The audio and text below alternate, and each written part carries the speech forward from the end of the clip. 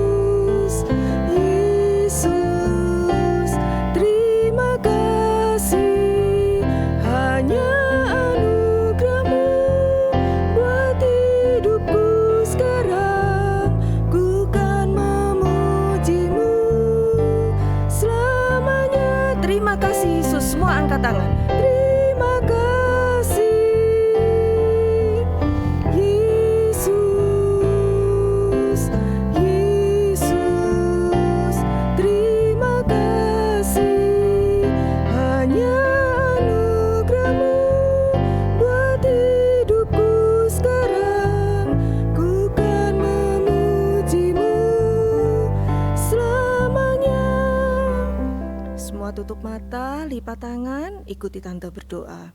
Terima kasih Tuhan untuk kebaikan dan kemurahan Tuhan sore hari ini yang masih boleh kami rasakan.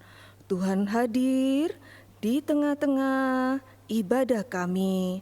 Urapi kami semua. Urapi om tante yang bertugas. Urapi peralatan-peralatan yang kami gunakan untuk beribadah. Kuasa iblis yang mau mengganggu ibadah kami mau usirkan di dalam nama Tuhan Yesus Kristus. Pergi keluar. Darah Yesus yang berkuasa. Kami mau mulaikan ibadah sore ini di dalam nama Tuhan Yesus Kristus. Haleluya, amin. Puji Tuhan anak-anak ya, kalau sore hari ini kita masih diberi kekuatan kesehatan, bisa beribadah bersama-sama. Yuk kita manfaatkan kemurahan dan kebaikan Tuhan untuk bisa beribadah dengan sungguh-sungguh. Ayo semua bangkit berdiri, kita nyanyikan lagu Hari Lepas Hari. Sambil tepuk tangan ya.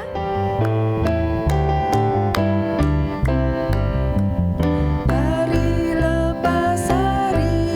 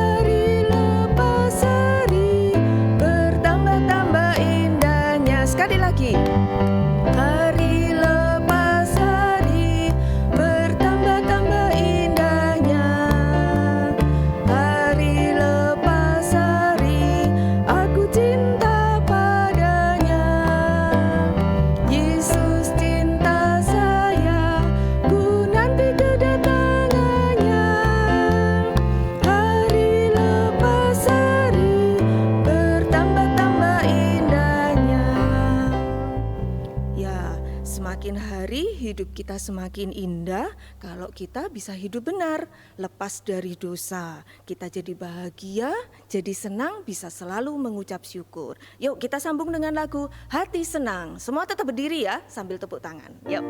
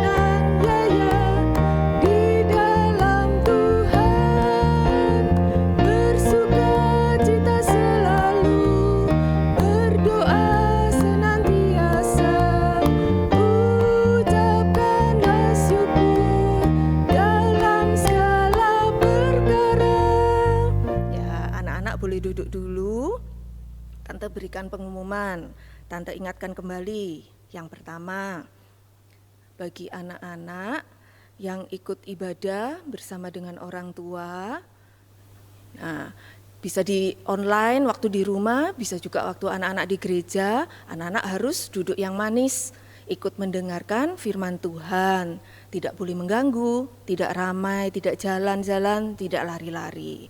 Yang kedua, setiap kali beribadah, anak-anak berpakaian yang rapi, baik yang offline maupun yang online ya. Jangan lupa juga untuk menyiapkan Alkitab, buku catatan, dan alat tulis untuk yang sudah bisa membaca dan menulis. Yang ketiga, ringkasan firman Tuhan, link YouTube, tugas, dan atau kegiatan sekolah minggu secara online bisa dilihat di Google Classroom dengan kode kelas KZYIYNP. Tante ulangi kode kelasnya KZYIYNP. Nah, untuk jadwal ibadah sekolah minggu depan nanti anak-anak perhatikan di pengumuman selanjutnya ya. Yuk, sekarang semuanya bangkit berdiri. Kita siapkan hati untuk mendengarkan firman Tuhan. Kita mau nyanyikan lagu Berfirmanlah Tuhan. Yuk anak-anak sungguh-sungguh ya.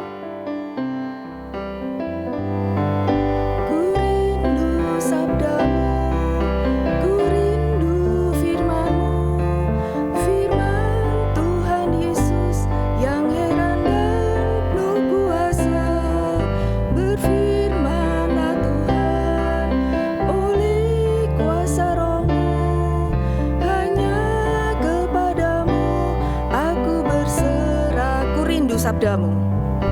Ku rindu sabdamu, ku rindu firman-Mu, firman Tuhan Yesus yang heran dan penuh kuasa.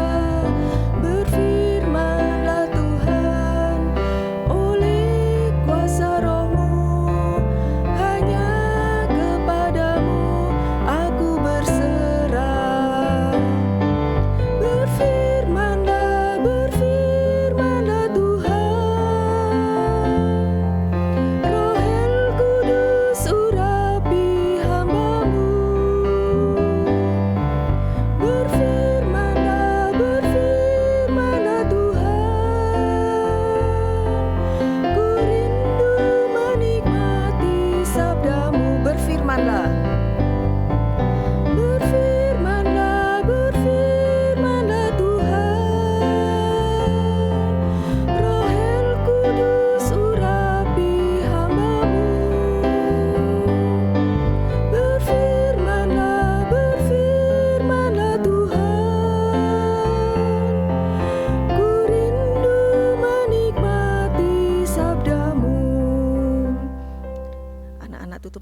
Lipat tangan, ikuti Tante berdoa.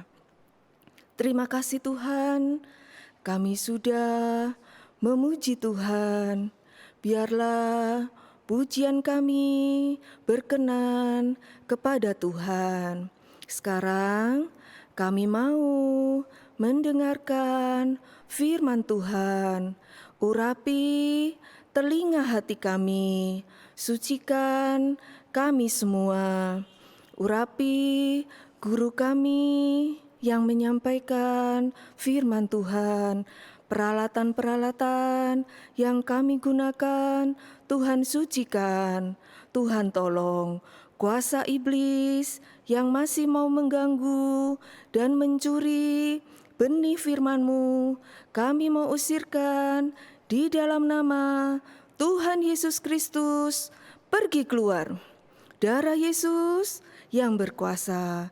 Terima kasih Tuhan, kami siap mendengarkan firman Tuhan. Di dalam nama Tuhan Yesus Kristus kami berdoa. Haleluya. Amin. Yuk, semuanya boleh duduk. Siapkan Alkitab, alat tulis bagi yang sudah bisa membaca dan menulis. Yang masih kecil, anak-anak duduk manis ya, sambil perhatikan di layarnya masing-masing. Perhatikan sungguh-sungguh. Ya. Firman Tuhan sore hari ini tentang hidup yang menjadi berkat. Nah, berkat itu apa sih? Berkat itu pemberian Tuhan. Apa contohnya? Nah, kita bisa tarik nafas, bisa hembuskan. Nah, berarti kita masih normal, sehat. Nah, itu berkat Tuhan loh, bisa bernafas. Nah, apalagi papa mama yang baik, anak-anak jadi anak yang pinter, hari ini masih bisa makan, anak-anak bisa pakai baju. Nah, itu semua termasuk berkat Tuhan. Banyak lagi berkat Tuhan. Nah, terus kalau hidup menjadi berkat itu bagaimana? Yuk, kita mau belajar di 2 Tawarikh 26 ayat 1 sampai 23. 2 Tawarikh 26 ayat 1 sampai 23. Nanti anak-anak bisa membaca sendiri secara lengkap di rumah. Nah, sekarang kita baca ayat 3 sampai 5a. Ayat 3 sampai 5a. Tante bacakan, anak-anak perhatikan ya. Yuk, ayat 3. Usia berumur 16 tahun pada waktu ia menjadi raja dan 52 tahun lamanya ia memerintah di Yerusalem. Ayat 4, ia melakukan apa yang benar di mata Tuhan, tepat seperti yang dilakukan Amasya ayahnya. Ayat 5a, ia mencari Allah selama hidup Sakaria yang mengajarnya supaya takut akan Allah. Nah, perhatikan ya, jadi ini ceritanya tentang seorang raja namanya siapa? Raja Uzia. Nah, perhatikan di ayat 3. Raja Uzia ini menjadi raja umur 16 tahun. Nah, kalau anak-anak sekarang umur 16 tahun itu berarti masih SMA. Nah, masih SMA berarti masih muda ya, tapi sudah jadi raja. Raja itu berarti apa? Penguasa, memerintah satu negara, satu negeri. Nah, berarti orang hebat ya. Orang hebat masih muda tapi sudah jadi raja, jadi penguasa.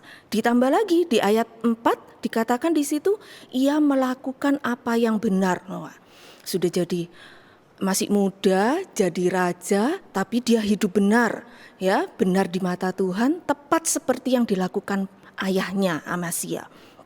Ditambah lagi yang ayat yang kelima dikatakan bahwa ia mencari Allah selama hidup Sakaria. Jadi Sakaria ini gurunya yang mengajar supaya takut akan Allah.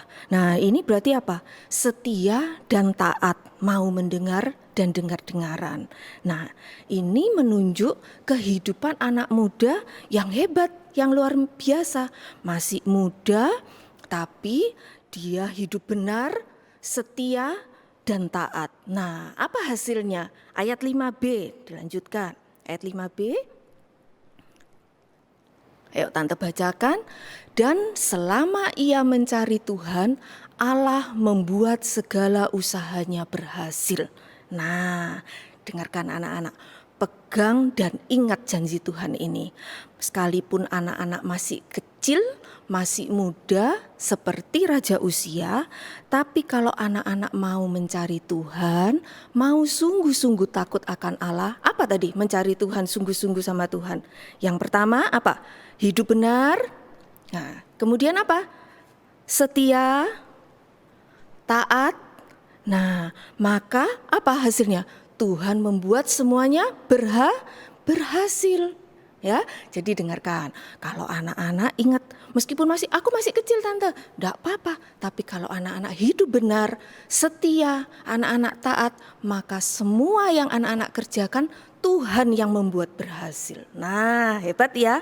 Nah, yuk lanjut ya. Sekali lagi tante ulangi. Kalau kita jadi anak yang pinter, hebat, jadi juara kelas, juara lomba, mungkin banyak ikut lomba, punya orang tua yang baik, jadi anak yang taat, semua itu adalah berkat Tuhan, pemberian Tuhan.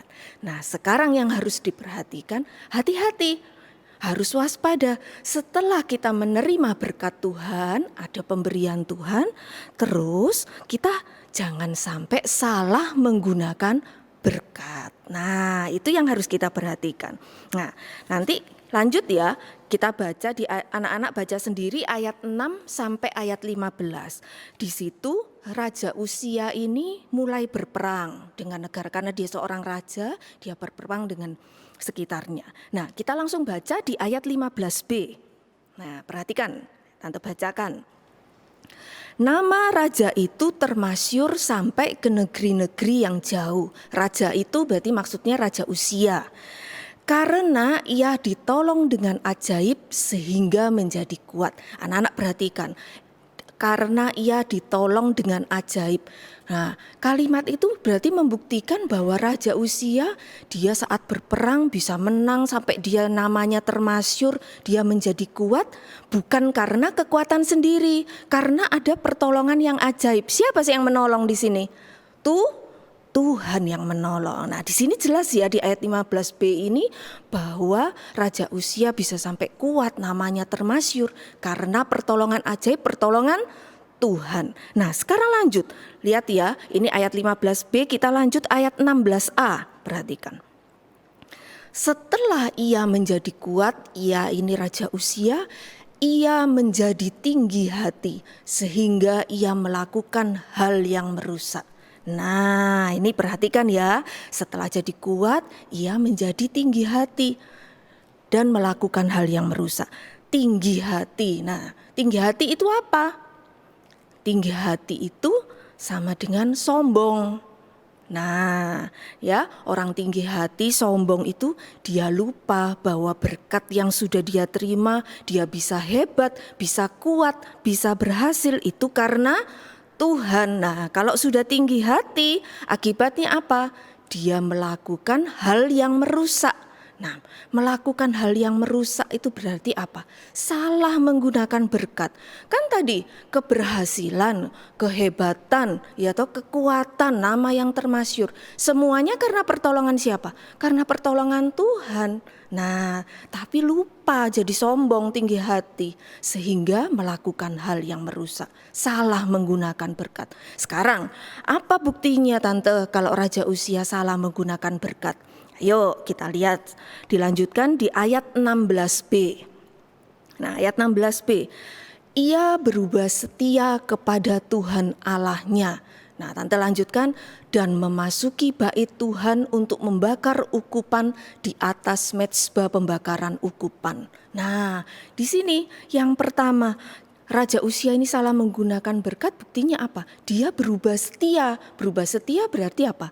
Tidak setia lagi. Nah, dulunya dikatakan dia setia mencari Tuhan. Nah, sekarang sudah tidak setia lagi. Bahkan di situ katakan, dan memasuki bait Tuhan untuk membakar ukupan. Nah, ini nanti kalau anak-anak baca di ayat selanjutnya, ayat 17, 18, di situ disebutkan seharusnya yang boleh membakar ukupan ini adalah imam-imam keturunan Harun. Raja Uzia tidak boleh, tapi Raja Uzia di sini dia melakukan hal yang tidak boleh. Nah, itu ya, jadi salah menggunakan berkat, buktinya yang pertama dia tidak setia lagi, dia berubah setia, tidak setia sama Tuhan. Yang kedua, di ayat yang ke-19a. Nah, ayat 19a, tetapi Uzia dengan bokor ukupan di tangannya untuk dibakar menjadi marah. Nah, tadi kan tante sebutkan yang di ayat 16 dia membakar ukupan, harusnya tidak boleh. Ya, harusnya imam-imam. Dan Raja Uzia ini ditegur, diingatkan bahwa dia salah. Tapi di ayat 19a ini apa? Dia marah. Nah, di sini berarti menunjukkan apa? Bahwa Raja Uzia ini sudah tidak benar, tidak taat lagi. Nah, kalau sebelumnya Raja Uzia ini mau mendengar, mencari Allah, dia hidup benar, taat. Tapi di sini setelah dia tinggi hati, sombong, dia salah menggunakan berkat, dia marah, tidak mau ditegur. Nah, ini pelajaran juga ya anak-anak buat anak-anak. Anak-anak menjadi anak yang pintar, anak yang pandai di sekolah, puji Tuhan, itu berkat Tuhan. Tapi hati-hati kalau sudah jadi anak yang pintar, jangan sampai tidak mendengarkan nasihat papa mama. Nah, begitu dinasehati papa mama diabaikan.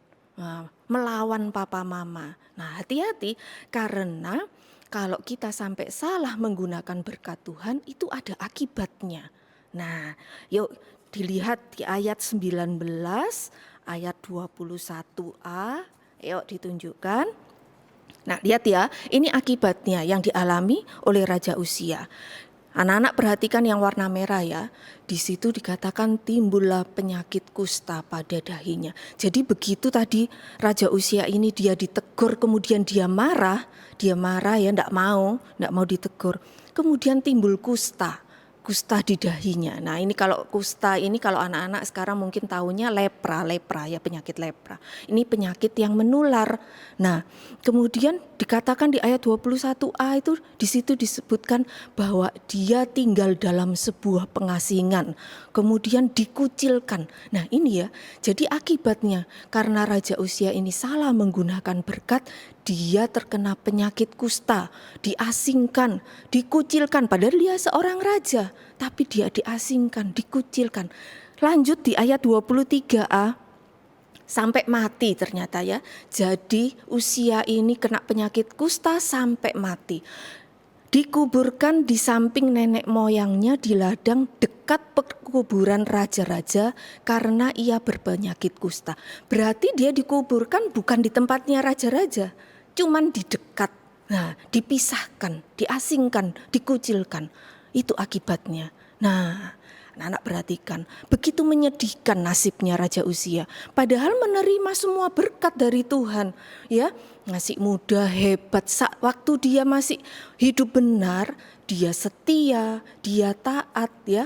Tuhan menyertai, ada perlindungan Tuhan. Tapi kalau dia salah menggunakan berkat Tuhan, dia tidak setia lagi, dia tidak mau ditegur, dia marah. Ya, dia tidak taat lagi, maka dia kena penyakit kusta sampai matinya.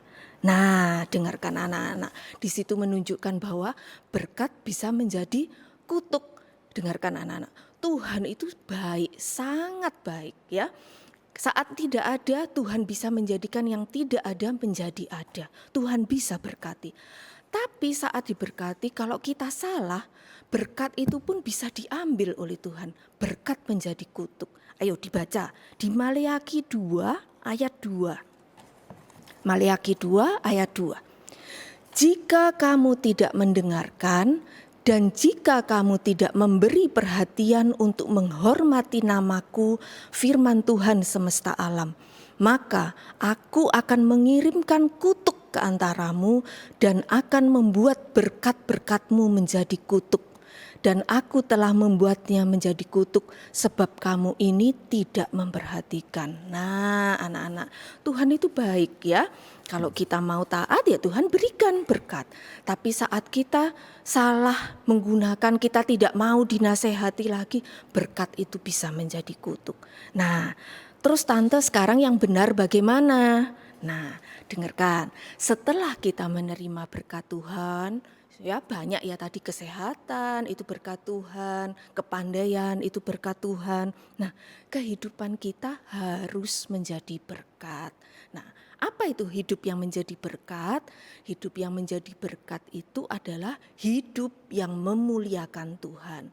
Bagaimana itu hidup memuliakan Tuhan? Dibaca Kolose 3 ayat 20. Kolose 3 ayat 20.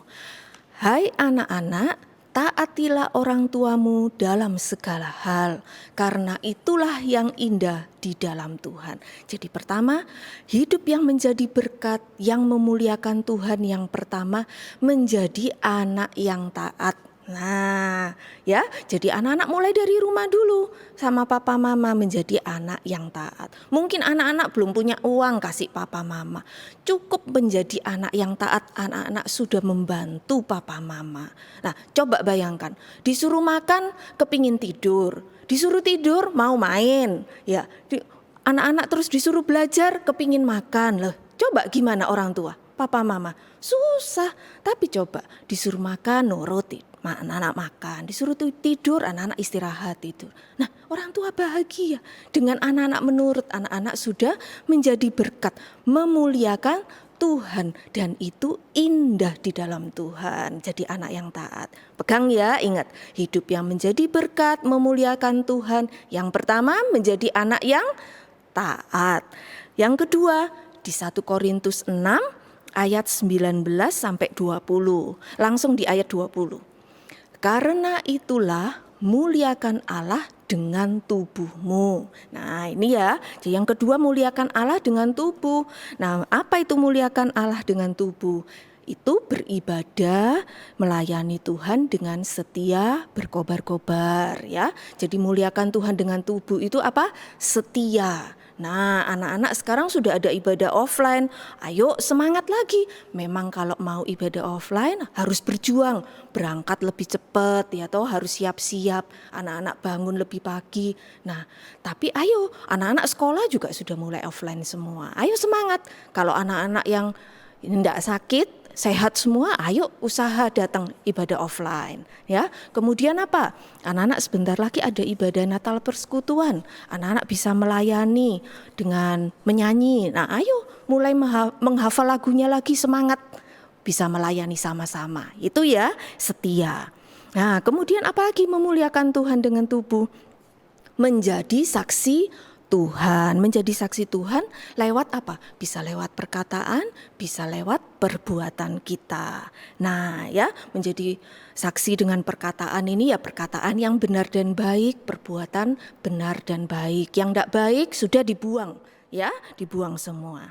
Nah, kesimpulannya bahwa hidup yang menjadi berkat itu adalah hidup yang memuliakan Tuhan, menjadi anak-anak yang taat. Nah, kemudian memuliakan Tuhan dengan tubuh, apa itu? Setia, kemudian menjadi saksi Tuhan, menjadi saksi Tuhan dalam perkataan dan perbuatan kita. Nah, kalau kita sudah hidup menjadi berkat, hidup yang memuliakan Tuhan, ada hasilnya, ya. Apa hasilnya? Hasilnya Tuhan juga akan mempermuliakan kita.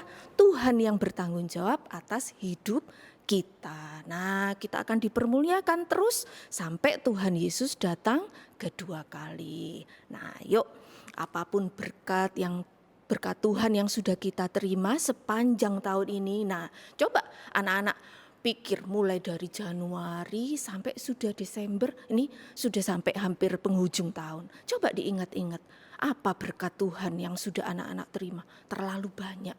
Nah, sekarang dengan berkat Tuhan yang sudah kita terima, apa yang harus kita lakukan? Ayo tetap hidup memuliakan Tuhan, menjadi anak-anak yang taat, tetap setia, dan menjadi saksi Tuhan. Nah, ya, yuk firman Tuhan sampai di sini. Tuhan memberkati.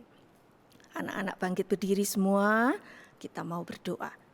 Anak-anak tutup mata, lipat tangan, anak-anak berdoa di dalam hati, Tante berdoa buat anak-anak. Terima kasih Tuhan untuk firman-Mu. Terima kasih untuk berkat yang boleh kami terima sepanjang tahun ini.